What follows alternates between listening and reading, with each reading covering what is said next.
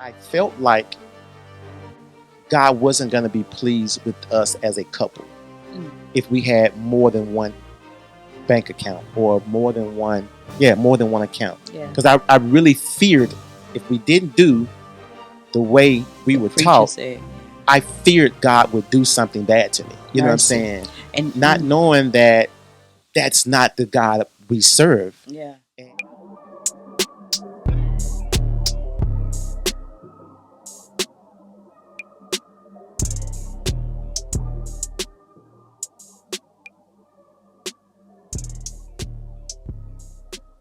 All right.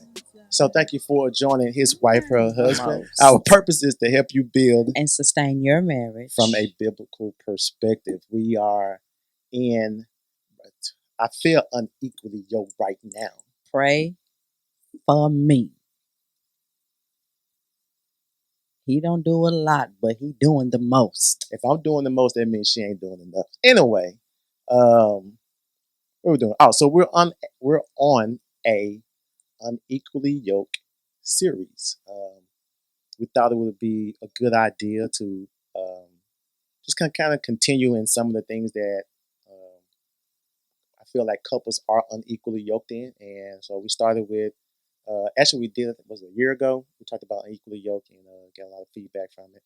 And then one of the His Wife, Her Husband family members asked us to do something from my perspective, my side of being unequally yoked. And then my daughter heard it and she just thought about some other things. And then my wife had a great idea that we should just kind of do, I think my wife said in a comment that couples are unequally yoked in their marriage. And it kind of, I guess, struck me that that does happen. You know what I'm saying? The couples are not on one accord. So what we decided to do, here next to me. What we decided to do was do a series of issues where couples may be unequally yoked. And even from that point, I guess you can put it on vibrate. From that point, to tackle those issues and to use our own story to kind of give you some insights on some of the things that we did. Hopefully, it helps. It'll help you all out and give you guys some answers, some wisdom based on what we did. Scoot over some because I which way, Patrick? To the right. It's me because it's the camera and how I set it up. Y'all forgive me. We're gonna figure out what to do. We get a team. Pray God for a team. What team? All right. So go ahead. I also wanted to share too that during our reviewing over the unequally yoked and just kind of going over some things, like we've been helped ourselves. Right. Ourselves. That's good. So, yeah. So you never again. Our purpose is to help build and sustain. And that sustaining is maintaining. Like you stop and you look back, you get yourself feedback. Basically you evaluate where you are, what you need improvement in, what you can stop doing, what you can start doing. That's that sustaining. Right. Anyway, yeah. So I was thinking about being a successful marriage, and I was using something that Keenan said in the option plays. When you are first get into an option, you're trying to manage it's loss management or risk management. Mm-hmm. But when you're profiting in the option plays, then it's profit management. Mm-hmm. So there are couples who are doing well and you want to stay well, so you want to manage the profit or manage the success that you have in your marriage. And so you have to set limits or stops, boundaries in the marriage to help maintain the success that you already have. So yeah. And that key word is management. Correct. That's that stewardship. So yes, it's That's in good. order. So anyway, today's subject is in the subject of finances. Keep going. This is sarcasm day. I know what the day is. So mark this day. Today is sarcasm day for SHEMIKA. No, I'm just kidding. No. But no, you're not. I was. No, you're not. I just want to pick on you. Whatever. You gonna let me? Anyway. Okay. Anyway. So what we were talking about. One of the issues or one of the topics that couples have a tendency to be unequally yoked is in the area of finances. I just said that. Thank you, Patrick, for Mhm. reiterating that you said that, and that I just simply reiterated what you said. Right. And so our desire. So I'm gonna tell you why she's so whatever. She got a little braids in her hair. You You gonna know what I'm let me? saying? She got a boys in the hood hairstyle. And yeah, go ahead. Okay, but anyway, so again, we are here to help you build and sustain in the area of finances, and so finances are definitely needed in a marriage, Mhm. and it's needed not only in a marriage but even in building a family and legacy. So we can't be dismissive of it. So yeah, and a lot of marriages actually dissolve; they come to an end as a result of not having adequate, sufficient, or being able to manage well finances. So it's important. So a lot of times we think that if we have more money, going back to what you shared about having having a lot of money, we automatically assume that it's being managed well. Right. Not that's not the case. That's not so in some cases. In some cases, people can have a whole bunch of stuff and a whole bunch of money, but it is not managed well. And then by the same token, people can have what some may consider meager uh, earnings, meager income, and they're still managing it well, and they're not allowing it to infiltrate their relationship with each other because they are managing it well. Anything you want to say? I'll just go ahead and let's get into it.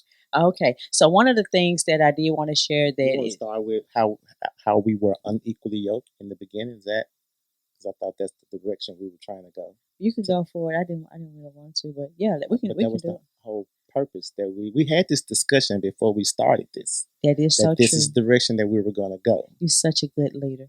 That's true. I don't know if that's sarcasm or what. That's true, babe. Boo. Oh, stop. Okay, so so one of the ways that Patrick and I were unequally yoked in our finances was that we were not on one accord as far as our thinking, as far as how the finances should have been handled. So initially, one of the things that me and Patrick was just kind of going over the other day is that I came from a single mother household, a long legacy of single mothers. So I didn't really see a male presence there, and so yeah. So when it came to trusting a man with money, that was out the window.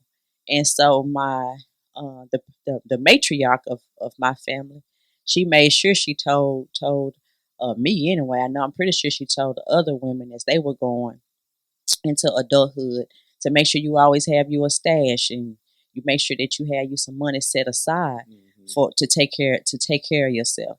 And so when Patrick and I got married, I always remembered that. And Patrick, on the flip side, he grew up in a 2-parent household where his father made sure. I can tell my own story. Tell your story, man. All right, I'm gonna leave you alone. Go ahead. Go on, you like it. That mean you like me. I do. Go ahead. No, you go. So in my household, my dad. So the dynamics is my mom couldn't work though. So I guess that's the I don't know what the word is, but so my dad was the only one that's working. I think my mom's getting disability, but in terms of taking care of everything that was needed, I saw my mom trust my dad to make sure everything is taken care of. Now here's a trip. I always talk about the relationship between my dad was like jewelry in the glass. You can see it, but you couldn't touch it because I didn't really have a relationship with my dad growing up. But when I look back, all of the things that I saw him do, he taught me by action, not necessarily by words of wisdom being imparted into me. So there were a couple things. My dad had a lamp that he will always keep, I guess, like an emergency stash that was there under the lamp. You remember that? Do you remember that? There was a certain amount of money that he would keep in his wallet. He was very frugal. I don't know if because of the job. I don't know what it was, but he had 2 cars. One, but just in case the other one broke down, he could use the other car while it's in the shop. He never bought brand new cars. He bought mentally used, is that right? Mentally used clothes. Mentally used clothes. I do that now, Or especially gently. like at Plato's or Goodwill. And so he always makes sure that, oh, the other thing was whenever the gas tank was halfway full, to him it was empty. And so he made sure the gas stayed in. And just a lot of those things I saw my dad do. And again, the dynamic was my mom really had to trust my dad because he was the one that would go to the bank to the bank every Friday and cash the checks and whatever the case may be. Get the things that was needed for the house. Groceries, because again, my mom is confined to a wheelchair, so she can't go. So he goes grocery shopping. He's going out to pay, because at that time you had to go pay MLG&W, go to pay the light bill, cell phone bill. Not cell phone bill, the house bill, and back then they had house phones. House phones, yeah. And as a matter of fact, I do still remember your number. Okay, I remember too. What is it? 7850484. That's what's up. So I saw my dad take care of everything, and my mom trusts my dad to the fullest. And he made sure she had all of her snacks and her skins and stage plants and whatever it is that she needed. And so I'm coming into the marriage thinking that's how it works. Yeah. And so again, as you can see, we were unequally yoked. Now, mind you, that Patrick and I got married. When we got married, we didn't have marriage counseling, right? And so we didn't get to talk and discuss and expose these things that we had seen. We had no earthly structure or guidance to help us navigate through possible roadblocks that could come up. And sure enough, this was one that did come up. And I would say that it didn't come up like in a very hostile way. It was just, again, philosophies or examples that we saw, whether it was stated or it was just seen by example. And so one of the areas I would say, I can remember that I was working, Patrick was working, and it was just kind of like, it came time to take care of our living expenses. And it's like, what you need to know what I made for. Right. Like, hey, just tell me what you need. and he's like, well, what you mean? Like, why are you saying it like that? Yeah. Well, I came from a very defensive standpoint, but he's coming from a caring standpoint, but I didn't know that. I had never seen a man care for a woman like that, to be fully committed like that. And so he had to walk me through. Now, mind you, I know that from the previous Unequally Yoked, I mentioned one of my go-tos was prayer. And so I will say that then and even to now and even through the journey, I did stay very prayerful because the Lord was my Heavenly Father. He really did help me navigate, or He really do help me navigate through those things that I'd never seen before. And so so to go with that, for me, I considered her not telling me like, okay, what you making? For me, it was like, it was almost like she didn't trust me. So again, she's coming from single parent home. Single mother. You have to emphasize that. And listen, then her mom was pretty much single mom. Woman. Then her mom was a single mom, and all these, they would keep, I know my mom do, you keep your little stash inside your bra, whatever the case may be. And so, and look at those old cigarette cases with the little pouch in the front. Yeah. You knew. So I'm thinking, okay, well, why she can't tell me? Like, how can we be a team if she won't tell me? But at this point, I don't have that information about her background. Or my great grandmother telling me. Yeah. And so, and for me, it was like, okay, this not gonna work because, we're not on one accord on how to do money. Yeah. Go ahead. And I remember when you finally, I guess again, I want to say this wasn't the first 2 years. Let's go before, because let's go to the point before we resolve. When we got to church and we were told that you're not one unless you have one account. Well, and that became Well, wait. Well, yes, a that financial issue for us too. they came along, but before then, before the church, Patrick did take the time to be patient with me, to explain to me the reason for needing to know the finances. It wasn't I'm the head of the household. Right. You just give me the money. Yeah. Do what I say. Like it wasn't that. It was more so like, you know, tell me what you think, and do you think I'm not gonna do? You think I'm not gonna handle the money well, or what are you thinking? What's your reluctancy? Why you holding back? Is the words he used. Why you holding back on me? Like, and I was like, well, I don't know. I just know that you just should tell me what it is that you need, and I'll just give it to you. And so when you said you didn't know, you really did know. You just didn't want to tell me. Yeah, because that was one of those things. You know how men have men codes. It's kind of like the woman code. You just didn't say that I had a stash. You just keep it to the side. And so I think that too, in particular in the Black community. But I just think when you think about hold on, when you think about women, period, a lot of times we have been at a disadvantage when it comes to income, when it comes to making sure that we protect ourselves. And so I think that was just one of those things that as a mother, a nurturing and caring mother, you just want to make sure that your daughters are always taken care of. And so we teach each other how to be sufficient. And so I think very rarely do we ever get taught to possess strength under pressure. So that would mean we're teaching from a place of brokenness, right?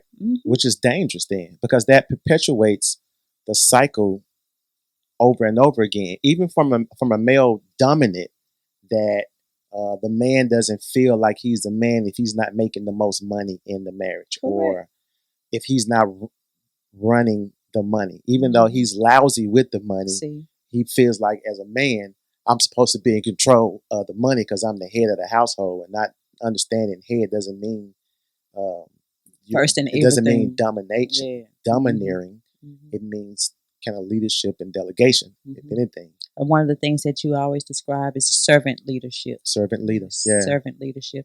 So Patrick did mention too, again, we coming from a biblical perspective, so we getting ready to share our church experience. And not to take away anything from the church leadership, but a lot of times it can be told like in a general way, and we try to specific. I'm finna make up. I'm about to make up a word. We try to specificize, make specific something that's general, and so of course I believe that households should have one account to make sure that the household is taken care of. But to say that all of the money, every single bit has to go at one account. Okay, you said they should have only one account. You're just saying it should have at least one account for the bills. So what you're saying? I like how you said it. Okay, I'm just trying to make sure. Trying to make sure that's what you're saying. Okay. So yeah, and so anyway, we were told that all of our finances were supposed to be in one account, and we're supposed to work from there. But Patrick and I did run into another roadblock as far as making sure, like having to ask, or having to. When I say ask, it's like baby, I want some candy. Can I get some candy? It's like just.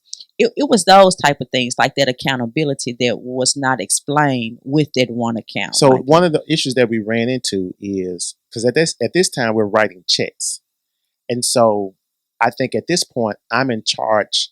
So she finally decided, okay, you're in charge of the finances, and I think I decided to trust him. Yeah. So now, whoa, slow because there was a point where you were in charge. Wait. Okay. Hold on. Let's go to this trust thing.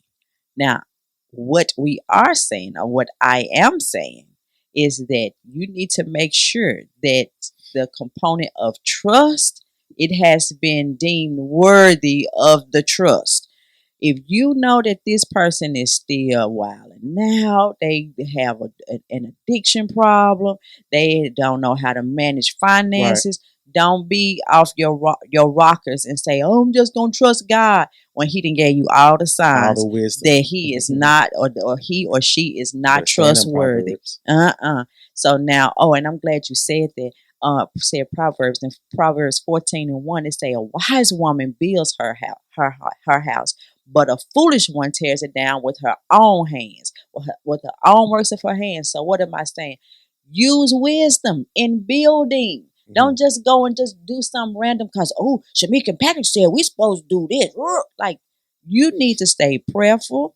You need to search the scriptures. You need to ask the Lord to give you peace and wisdom, guidance and direction. These are the things that you pray and ask for so that you can properly manage these areas that He has called us to manage in marriage. This is why counseling is so important, because had we had counseling, we probably would have figured this out earlier, and it could have saved us some heartaches and some misunderstandings. Some bad times, right. or some frustrating times. I'm Right. not saying necessarily bad, but it was just frustrating, financially frustrating. So one of the frustrations, because we only had one account, so everything was coming out of this one account, and I would write, because again at this time I'm writing that she has allowed me to be able to be over the finances, over all of our finances. We agree.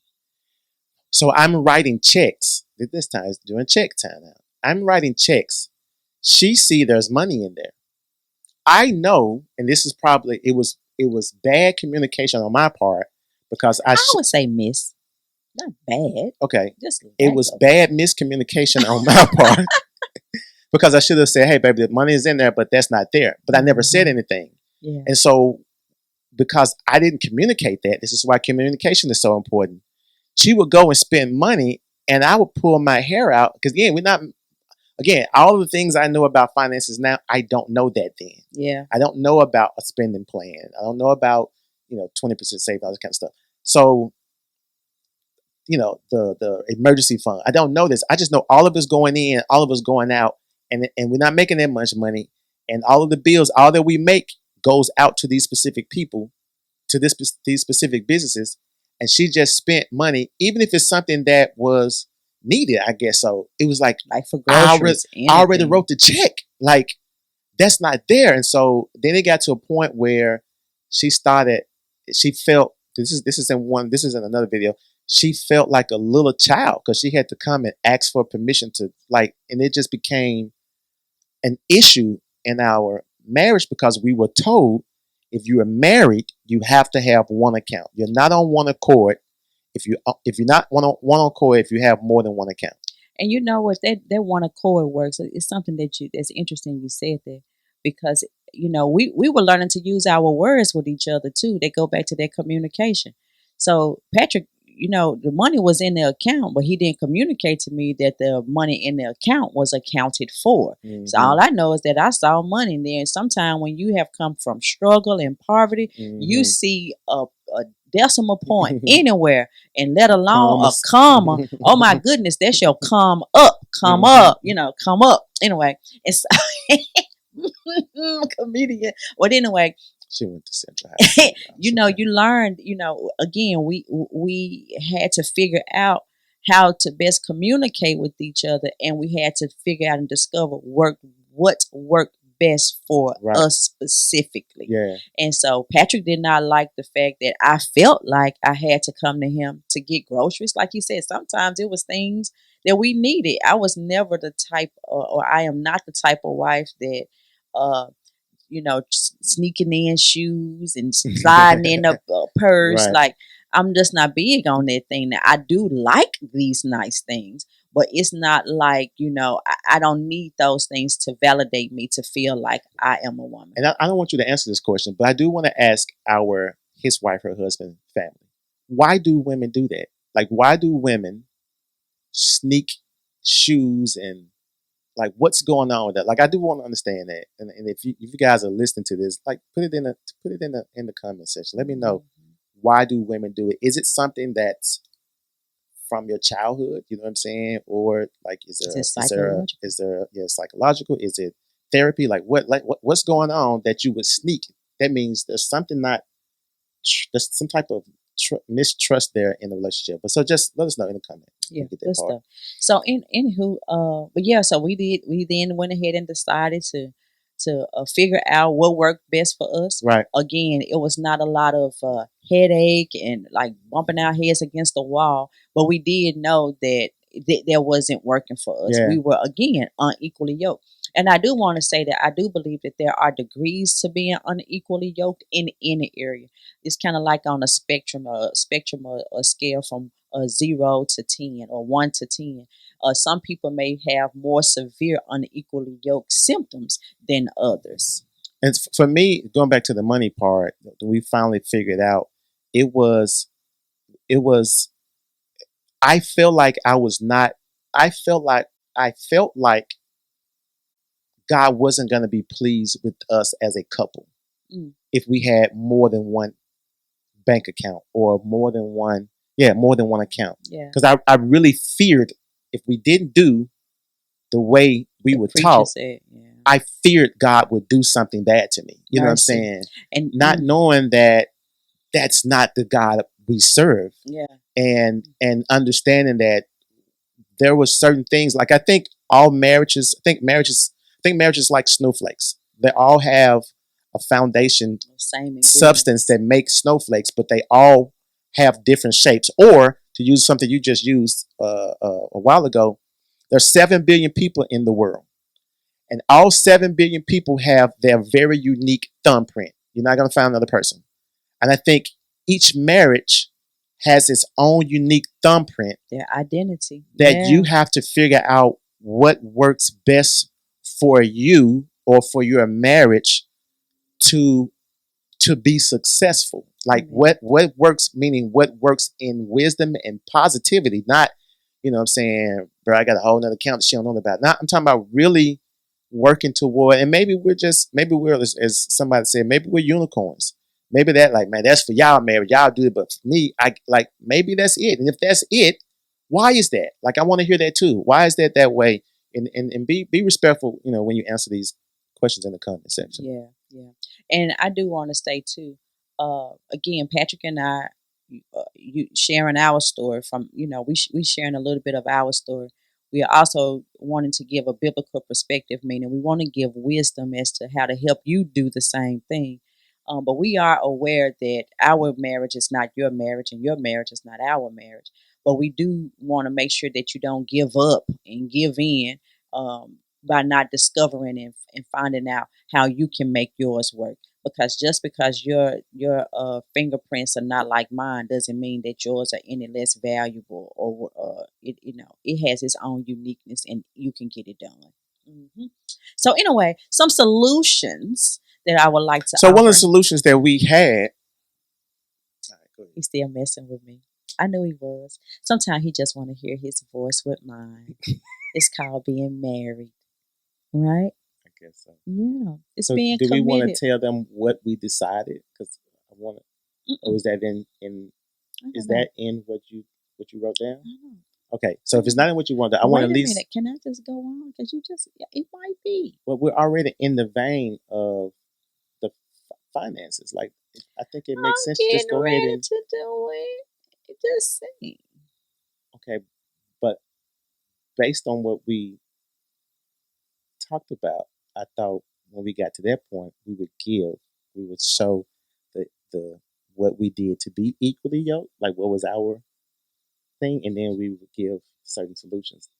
If Go I'm on. not It's your only child syndrome kicking in. Go ahead. anyway, so what we decided that made sense for us because she didn't like having to say, "Can I get this?" and "Can I get that?" So what we came up with was one main count where all of the bills are being paid out of that particular account. Is what we came up with.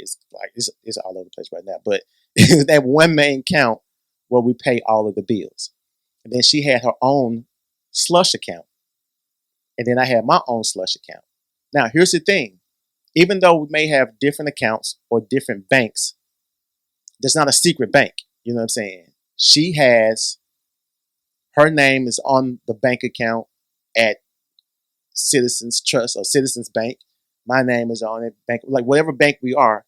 So everybody has access to those particular banks, but it made better sense for us to give one for, and this is just the money. We just split the money up. Um, One for the main account, her slush, and savings. And it's just my slush and savings. And so that was the solution that we came to. And thus far, I guess, what, 20 some years, maybe over 15 years, it's been working. I think it's been working. What you think with your little mouth poked out and stuff? It's working great.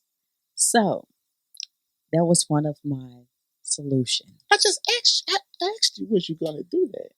So we want to offer solutions to help you build and sustain your marriage.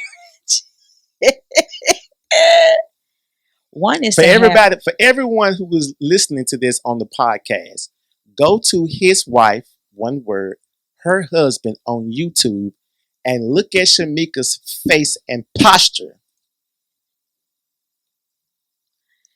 okay. I would like for you to develop and have a spending plan.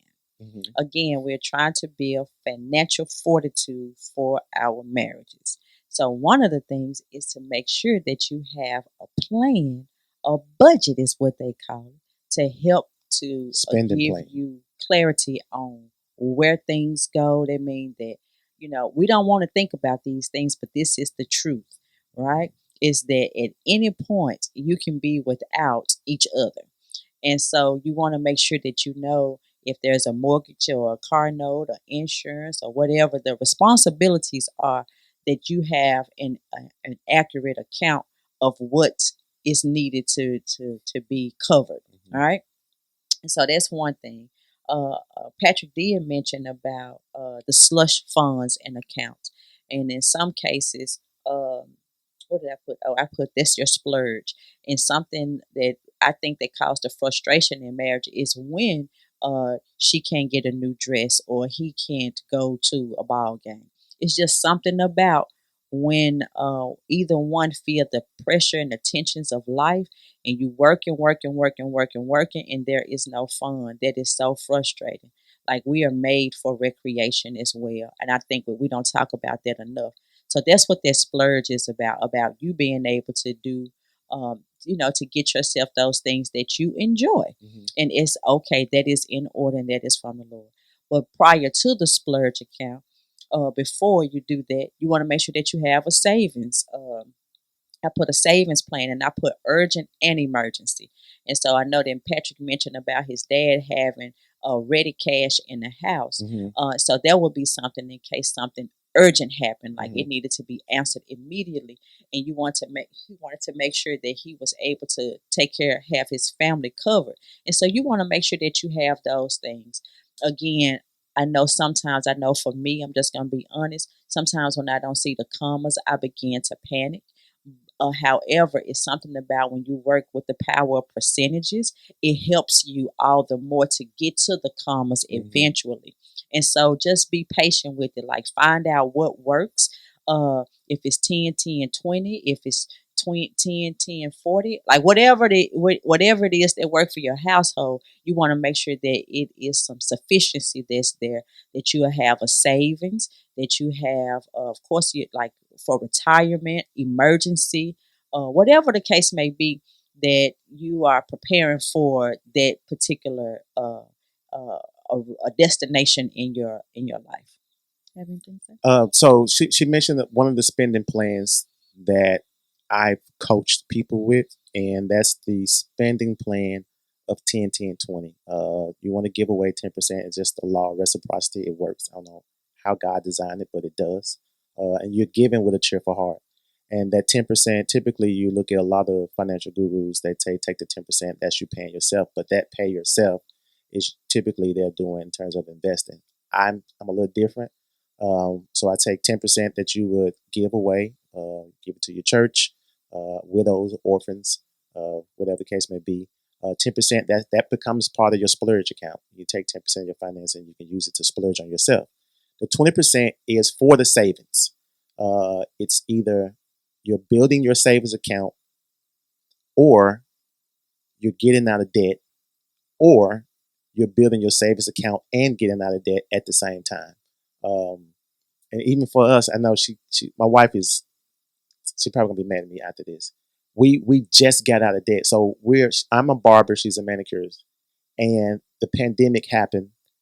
Business got crazy, and so we went through a rough. We have gone through a rough patch for the past 3-4 years. So we end up, especially during the pandemic, we depleted all of our savings, like it was gone. And so it's up until recently we were able to get back into the savings plan, and so she mentioned not seeing the commas. And so now we're at a point we have a little more discipline. Uh, we know exactly what we're doing. Our plan, like we just redid the budget, and we have a goal that we're looking for. And so it's going to take time um, to get that. I think we're supposed to start using the envelope method for our groceries. And so we're getting back to the point, because now we've kind of gotten rid of some of the debt, and we're catching our stride back again. So, but that only happens when you sit down and have a conversation, talk about it, write it down, pray about it, think it over. Like it does, you don't have to make a decision tonight or when you see this video, or it could be something y'all want to walk through and just kind of have a conversation about in terms of your spending plan. So there are two, and I'll give you both of them: 10, 10, 20, and 15, 15, 20. 15% you give away, 15% you keep to yourself, 20% savings. And all those I got from the scripture. Amen.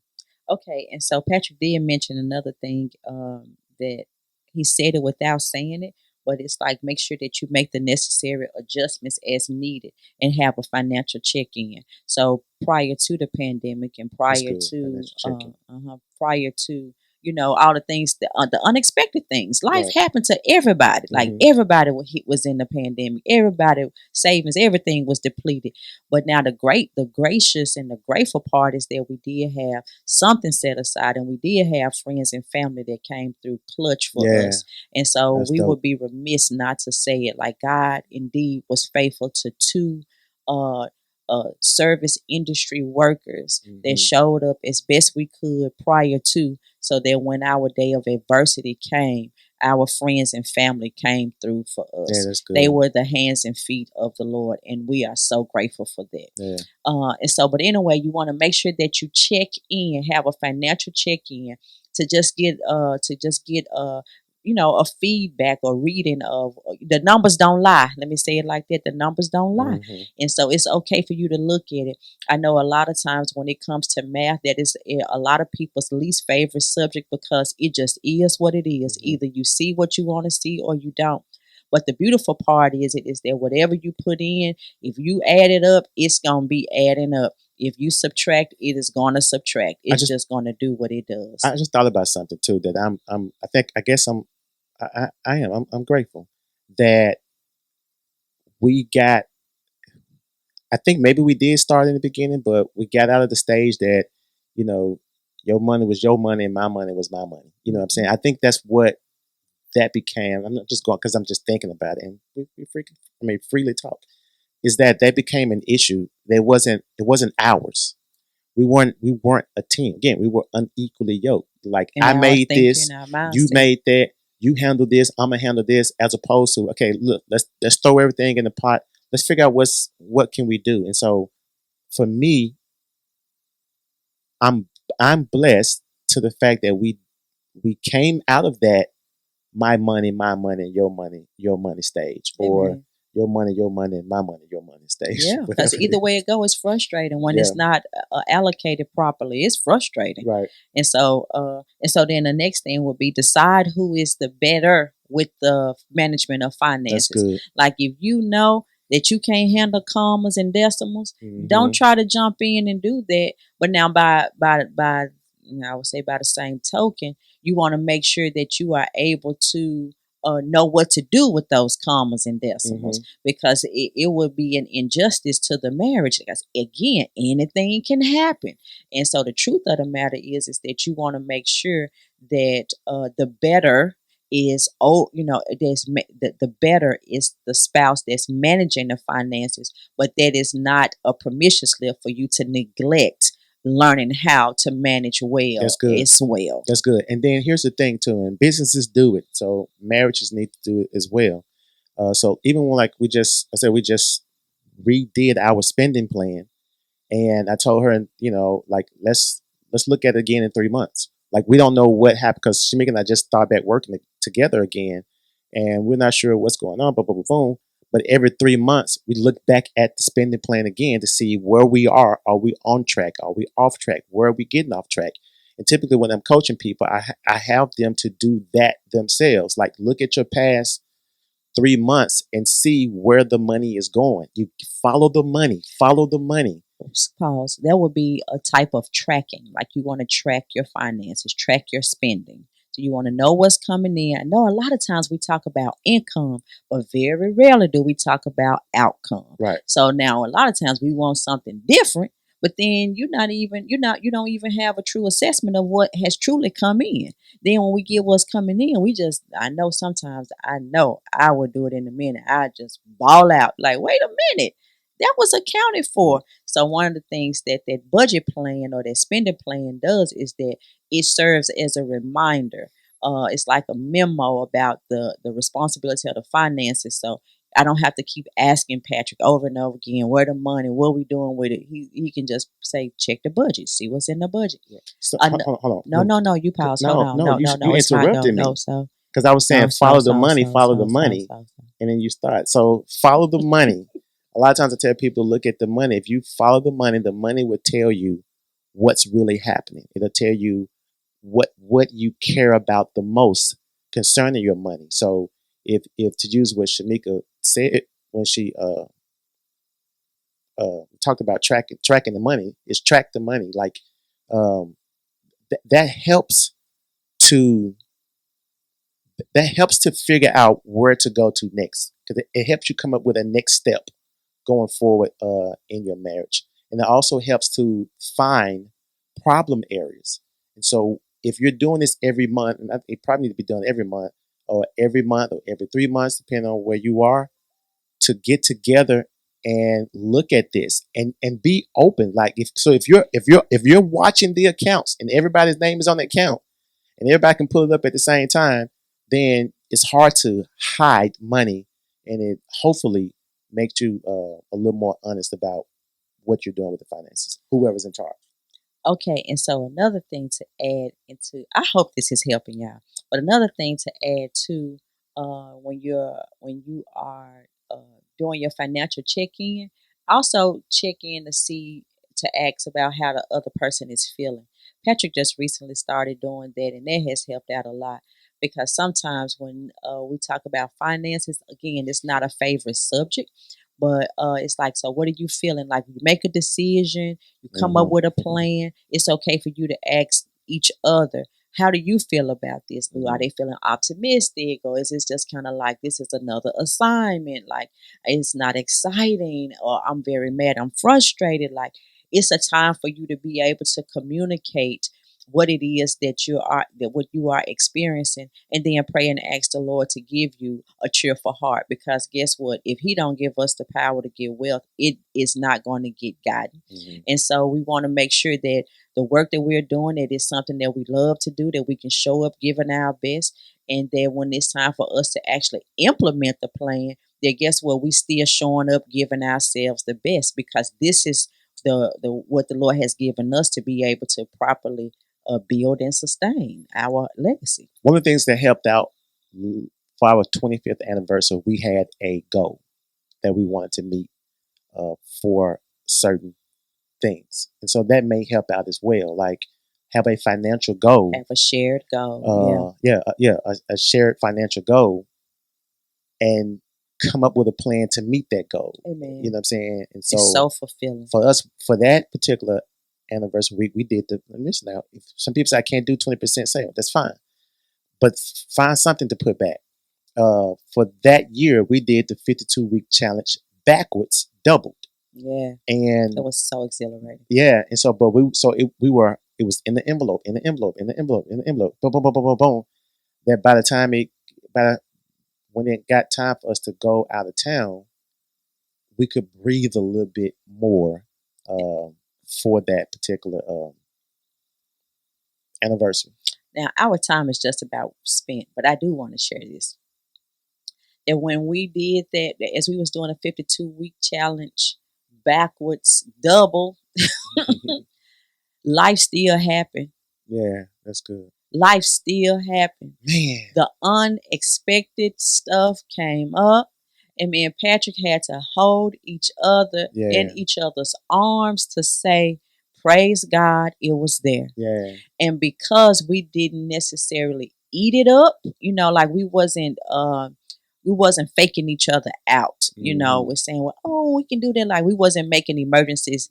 We weren't making desires emergencies. Like, no, we really did put our heels down and we put our 10 toes in to make sure that we had a slamming 25th anniversary. But when life happened, guess what? We held each other, we cried with each other, and we were able to pray and say, Lord, this was beyond our control, but we asking you to bring this back. And sure enough, he did. He brought it back because it was beyond our control. It's stuff that you just couldn't plan for. I think it's forgot the guy's name. One of the guys come on YouTube, but he talks about when you have savings set aside and problems and things come up. When you don't have the money, it's a problem.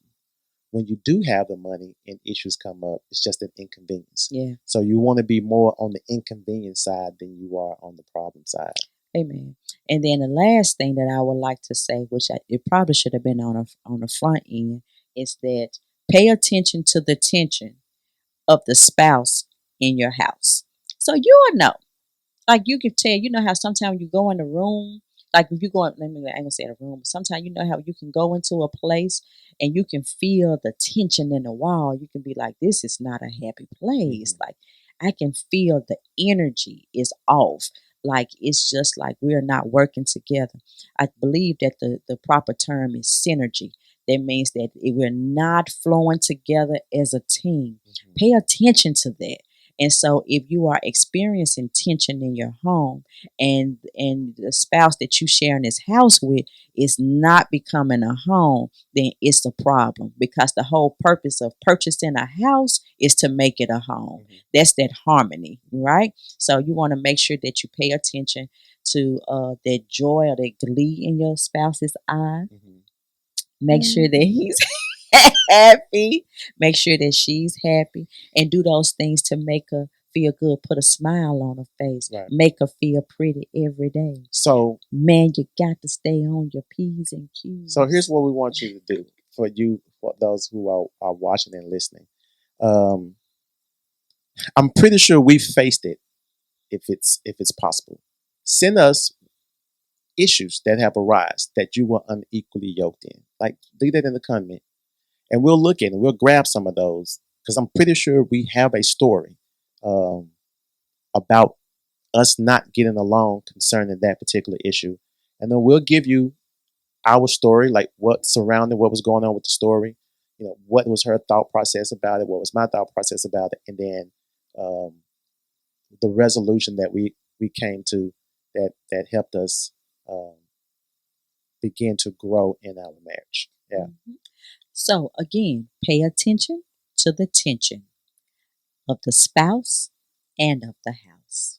I thought it was of the spouse in your house. Sorry. In my notes, this is what I have, Patrick. Pay attention to the tension of the spouse and of the house. I said it wrong at first. That is correct. I said in the house. But thank you thank you for owning up. You're welcome. You're welcome. Mistake. You're welcome, hubby.